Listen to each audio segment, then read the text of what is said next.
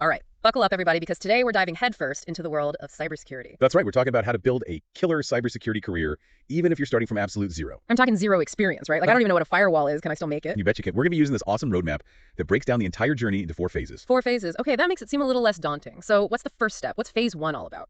Phase 1 is all about nailing down the fundamentals. Think of it like building a house. Okay, I'm with you. You can't just slap on a fancy roof without a solid foundation. Makes sense. You got to start with the basics. Exactly. And this phase usually takes around 3 months. All right, 3 months to become a cybersecurity pro. I like the sound of that. So what are we talking about here? What are the absolute must-know things in this phase? Well, first things first, you got to get comfy with Linux and Windows security.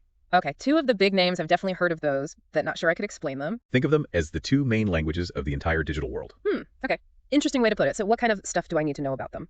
So on the Linux side, you're going to be diving into things like file permissions. Imagine being a digital librarian. You get to decide who has access to which books. I like that analogy, yeah. Keep those digital books safe. And then you'll be learning about things like cron jobs, which are basically tasks that are scheduled to run automatically, kind of like setting your coffee maker to brew at a specific time. So Linux is all about like managing access and automating tasks, right? You got it. What about Windows? What's lurking under the hood there? Windows, it's similar, but with its own little quirks, you know? Stop it. You'll be exploring things like Active Directory. Think of it like a giant phone book for a company's whole network. Okay, got it. So it stores information about all the users, computers, all that. Exactly. Permissions, the whole 9 yards. And then there's Kerberos. That's a security protocol that's like a digital bouncer, verifying everyone's ID before they can get in. It's like a super exclusive digital club. Exactly. Only the authorized get access. And of course, you're going to need to know your way around the Windows registry. Think of it like a massive control panel for the entire operating system. Okay, that's a lot to take in, but I guess that's why they call it a deep dive, right? You got it. But don't worry, there are tons of resources out there to help you learn all this stuff. The key is to find what clicks for you, you know? Yeah, for sure. Whether that's online courses, books, or even just messing around with virtual machines, the roadmap even suggests checking out platforms like Hack the Box and TryHackMe. Hack the box. Now we're talking. So we're actually going to be hacking stuff in this deep dive. This is where I thought I'd have to whisper, but you're saying it's actually encouraged. Absolutely. It's all about ethical hacking. Ethical hacking, okay. Yeah. You'll be breaking into virtual systems, but with permission, of course, don't worry. It's a fantastic way to learn about vulnerabilities and how to exploit them, but all while staying on the right side of the law, you know? Yeah, ethical hacking. I'm already feeling like a superhero in training. So hacking isn't just about computers though, right? What about websites and all that stuff? You're right. Web security is a huge piece of the puzzle, especially if you're thinking about bug bounty hunting at all. Big bounty hunting, okay. It's a bit like being a digital detective, searching for flaws in websites and applications that hackers could take advantage of. So what are some of the most common things we should be looking out for? Well, there's this thing called the OWASP Top 10. It's basically like a hit list of the most dangerous web application security risks, you know? Okay, yeah, I've heard of OWASP. And one of the big baddies is SQL injection. SQL injection, that sounds scary. Imagine a hacker slipping a little malicious code into a website search bar. Oh no. If that website isn't properly protected, that code could give them access to sensitive information, like customer data or even financial records. Scary stuff. Yikes, okay. What else is on this OWASP hit list? Anything else I should be losing sleep over? Another common one is cross-site scripting, or XSS for short. Okay, XSS. This one is like a digital Trojan horse where malicious code gets injected into a totally legit website. Oh, sneaky. Yeah, and when unsuspecting users visit that site, bam, that code can steal their cookies, hijack their accounts, or even send them to dodgy websites. Okay, I'm officially paranoid now. Seriously though, how can we actually protect ourselves from all these digital booby traps? Well, a lot of it comes down to knowledge. You know, the more you understand these vulnerabilities, the better you'll be at spotting them and stopping them before they cause trouble. Right? Makes sense. That's where resources like Portswigger Academy come in. They've got some seriously in-depth training on web application security. Portswigger Academy. All right, I'm writing that down. But let's be real for a sec. All this talk about vulnerabilities and exploits is making my head spin a little. How does someone with absolutely zero experience actually start putting all this knowledge into practice? That's where the hands-on labs come into play. Remember those platforms we talked about, like Hack the Box and TryHackMe? Yeah. They're like a safe space for you to play around with different hacking techniques. So I can hack without getting in trouble. Exactly. They use these virtual machines that simulate real-world systems, you know? Oh, cool. So you can practice your skills without worrying about accidentally breaking something important. That makes me feel a lot better. So it's like a digital dojo where you can spar with virtual opponents, right? You got it. And don't forget about those capture the flag competitions, CPS for short. They're like online cybersecurity games where you solve challenges to find these hidden flags. So like a digital treasure hunt for vulnerabilities, I'm in. Exactly. But instead of gold, you're finding those vulnerabilities and learning how to ethically exploit them. I'm telling you, this is way more fun than I thought cybersecurity would be. Right. It's all about putting that knowledge into action. That's the real key. Okay, so I'm starting to see how all these pieces fit together, but this feels like a lot to learn in just 3 months. Where do we even go from here? Well, that brings us to phase 2, which is where things start to get really interesting. But before we dive into that, I want to emphasize one thing. Consistency is key. Okay, so even if I can only dedicate like an hour a day, it's still worth it. Absolutely. Think of it like a marathon, not a sprint. Slow and steady wins the race. All right, I can do that. So what are we waiting for? Let's talk about phase 2. I'm ready to start specializing and maybe even get a cool certification. I got it. That's exactly what we're going to cover next, so stick around. I'm not going anywhere.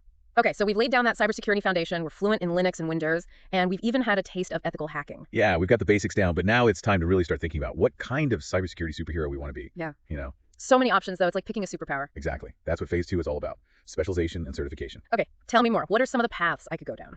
Well, a lot of people are really drawn to penetration testing. Penetration testing, okay. Basically, you're like a professional ethical hacker. Whoa, so I could get paid to hack into systems? Yeah, pretty much. You'd be hired by companies to put their defenses to the test, find those sneaky vulnerabilities, and help them make their security way stronger. That sounds pretty awesome, actually. So if I wanted to go down that penetration testing path, how do I prove I know what I'm doing? Are there certifications for that kind of thing? Oh, absolutely. And if you're serious about penetration testing, there's one cert that really stands out. The OSCP, the Offensive Security Certified Professional. Oh yeah, the OSCP, I've heard that's the gold standard. But I've also heard it's really tough. It's definitely not a walk in the park, but that's kind of what makes it so valuable, you know? Passing the OSCP exam tells everyone you're the real deal. Okay, so what does it involve? Well, get this. It's a whole 24 hours, hands-on. You're basically locked in a room trying to break into a bunch of virtual machines. Sounds intense, like a hacking marathon. And you have to document every single step, too.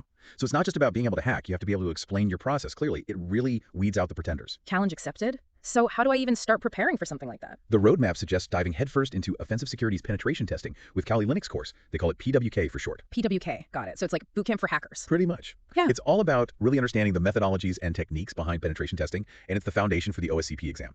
Okay, so PWK, lots of hands-on practice, and then a 24-hour hacking exam. I'm starting to understand why the OSCP is so respected, but what if I'm not really into that whole breaking in thing? Are there other options, other paths I could choose? Of course. There are tons. If you like the idea of finding vulnerabilities before the bad guys do, then bug bounty hunting might be right up your alley. Bug bounty hunting, yeah, I've heard of that. So how does that work exactly? Companies run these bug bounty programs where they actually reward ethical hackers for finding and reporting vulnerabilities in their systems. So you can make money from hacking, but legally. Exactly. It's a win-win situation. Huh. The company gets to improve their security, and the bug bounty hunter gets to test their skills and earn some cash. Sign me up. Where do I find these bug bounty programs, though? There are platforms like HackerOne and BugCrowd that are great places to start. Okay, hacker, big crowd. They have programs for tons of companies, everything from tiny startups to huge names like Google and Microsoft. Wow, that's pretty cool. So I could potentially be finding bugs for Google. That would be pretty sweet. But what if I'm more interested in the big picture strategy stuff? I've heard about this thing called red teaming. Ah, red teaming. That's where things get really exciting. I bet. Red teams are kind of like those elite cybersecurity squads, you know? They simulate real-world attacks to see how strong a company's defenses really are. So it's not just about finding vulnerabilities. It's about thinking like an attacker and figuring out how to stop them. Yeah, exactly. They have to understand the attacker's mindset, their motivations, and then develop strategies to defend against them. Red teaming sounds pretty intense. It's like being in a constant cybersecurity battle. It can be a demanding role, but also incredibly rewarding. I can imagine. So if I wanted to specialize in red teaming, are there certifications for that too? There are, like the CRTE, Certified Red Team Expert. The CRTE, okay. So many certifications to choose from. It's all about finding the right fit for your interests and your skills. So we've got penetration testing, bug bounty hunting, and red teaming. 3 very different paths, but all within the cybersecurity world. How do I even choose which one is right for me?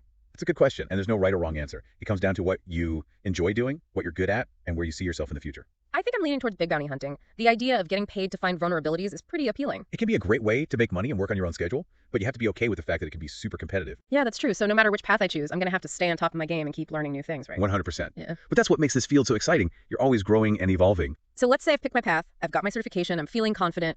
What's next? How do I actually land a cybersecurity job? That's where phase 3 comes in.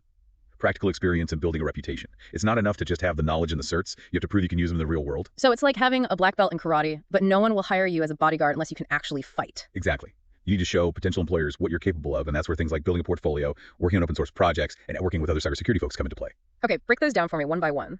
What do you mean by building a portfolio? Is that like a digital resume or something? It's kind of like a resume, but it's more than that. It's where you showcase all your work, your projects, your wins, all this stuff that proves you're not just all top. So what kind of things would I put in my portfolio?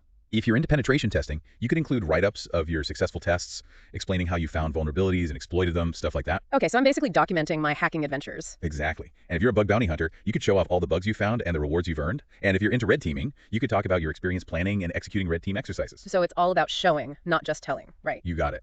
And don't be afraid to get creative with it. You could start a blog, make some YouTube videos, or even contribute to open source security projects, that kind of thing. Contributing to open source projects, that sounds like a good way to learn from other people and give back to the community. It totally is. And it also helps you build your reputation and network with some really smart people in the industry. Okay, networking. That's something I'm always a little nervous about. Any tips for someone who's not exactly a social butterfly? There are a ton of ways to network these days. You could join online communities like Reddit's RoNetSec, or Discord groups focused on specific cybersecurity topics. Oh yeah, online communities are a good idea. And attending conferences like Black Hat and DEF CON are great ways to meet people in person, face to face. I've heard about those conferences. They seem pretty big and intimidating. They can be, but they're also a lot of fun. And everyone there is passionate about cybersecurity, so you'll be surrounded by like-minded people. Okay, maybe I'll give it a shot. So we've got building a portfolio, contributing to open source projects, and networking. It sounds like phase 3 is all about taking action and proving yourself. Exactly.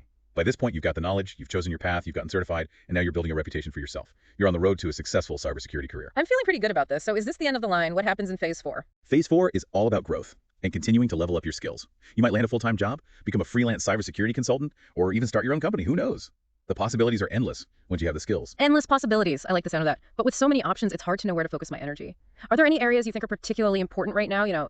Skills that are in high demand. Oh yeah, absolutely. Yeah. Cloud security is huge right now, and it's only going to get bigger. Cloud security. So it's like cybersecurity, but for the cloud. You could say that. It's about securing data and applications on platforms like AWS, Azure, Google Cloud, all that. Okay, that makes sense with so much stuff moving to the cloud these days. And it's a really hot field right now, tons of job openings. All right, cloud security is definitely going on my list. What else? Another area that's really interesting and challenging is malware analysis. Malware analysis. That sounds pretty intense. It's like being a digital detective, dissecting malicious code to figure out what it does and how to stop it. It sounds like you need a special kind of brain for that. It definitely takes a certain skill set, but it's super rewarding. You get to use these specialized tools to reverse engineer malware.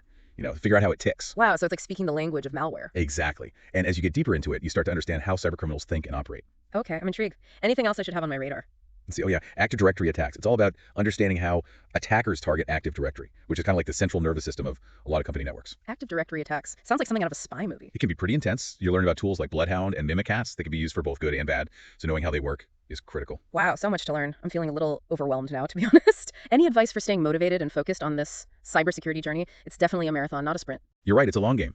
Remember why you started this in the first place. You're passionate about cybersecurity, right? You want to protect people and make the digital world a safer place. That's what will keep you going. You're right. That passion is definitely there. It's just easy to get lost in the weeds sometimes with so much to learn. I get that. And that's why the cybersecurity community is so important. You're not alone in this journey. There are tons of people who've been in your shoes, and they're there to help and support you. That's good to hear. So we've covered a lot of ground in phase 3. Building a portfolio, open source contributions, networking. It sounds like it's all about taking action and proving your skills. Exactly. You've laid the groundwork. Now it's time to show the world what you can do. I'm ready to show them. But before we move on to phase 4, I think we need to take a quick break to process all this awesome info. We'll be right back to wrap things up, so don't go anywhere. All right, welcome back, everyone. I feel like we've just completed a cybersecurity bootcamp. We've covered so much ground.